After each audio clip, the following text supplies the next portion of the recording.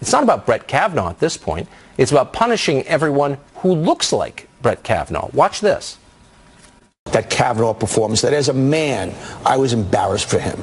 It was the ultimate display of white entitlement. And speaking of which, just one more point. As I talk to men over the weekend, I find that the higher you go on the income curve, the more men are like, why, well, we all did this in one form or another, still not getting it. Women are getting it, and I find the lower you go on the income curve, men are getting it. For 60 years, they have been telling us that it is immoral to judge people by their skin color, and they were right about that, absolutely right. They put up a monument to Martin Luther King on the National Mall just in case we forgot. Will one day live in a nation where they will not be judged by the color of their skin, but by the content of their character. I have a... 50. Remember, no serious guys in your 30s. Okay?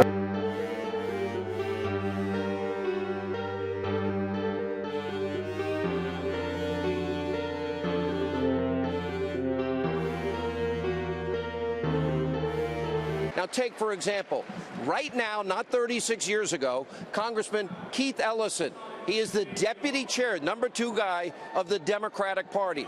In August, a month ago, his ex-girlfriend went public with claims that Keith Ellison, Congressman Ellison, physically abused her on multiple occasions. He violently dragged her through the house screaming, "Bleep, get out of my house."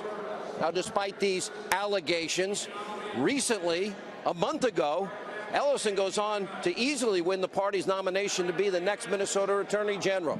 Now, think about this. She claims he physically and mentally abused her over and over again. And guess what? Prominent Democrats line up in support, believe Kavanaugh's accuser.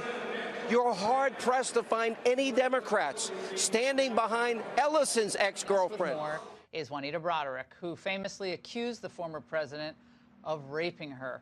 Juanita, I know when you watch this unfold today with the sanctimonious comments from everyone from Chuck Schumer, of course, to Dick Durbin, Dianne Feinstein, what ran through your mind? Oh, it makes me go back to 1999 when Dianne Feinstein, along with every other Democrat, refused to read my deposition to the independent counsel. They wouldn't have nothing to do with it. That just shows you the difference in the double standard that existed back then and still does today. Tonight, authorities have their eye on San Francisco 49ers star quarterback Colin Kaepernick. Miami police are investigating a possible case of a sexual assault involving Kaepernick and 2 other NFL players. Using the tragedy as a photo op. President Obama will go tomorrow following his vacation on Martha's Vineyard. Yet then Senator Obama was very critical of George W. Bush for his response to Katrina. Remember this? We can talk about what happened for a few days in 2005, and we should. We can talk about levees that couldn't hold, about a FEMA that seemed not just incompetent, but paralyzed and powerless, about a president who only saw the people from the window of an airplane instead of down here on the ground. Carl Rover's with us. Oh, absolutely. In fact, that speech that you showed was several years after the event. The month of the event, September of 2005, he gave a speech on the floor of the Senate in which he talked about the, quote, passive indifference of the Bush administration. He called it unconscionable ineptitude.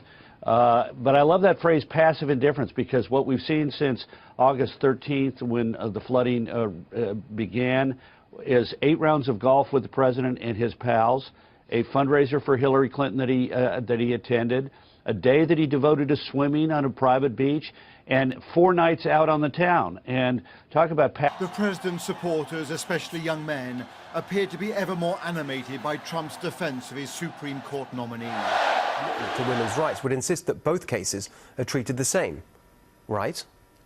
On the Brett Kavanaugh allegations, the most vocal Democrat this week was Senator Kirsten Gillibrand. I believe her because she's telling the truth. She is asking the FBI to investigate her claims. She is asking for that kind of review, that investigative work that oversight, that accountability, because she's telling the truth. Judge Kavanaugh has not asked to have the FBI review these claims. Is that the reaction of an innocent person? It is not. And here's what she said about the Keith Ellison case. Literally nothing. Corruption! You see these stones, do you not? I tell you, there will not be left here one stone upon another that will not be thrown down. Yours is a house of desolation, the home of the lizard and the spider. Serpents, brood of vipers, how can any of you escape damnation?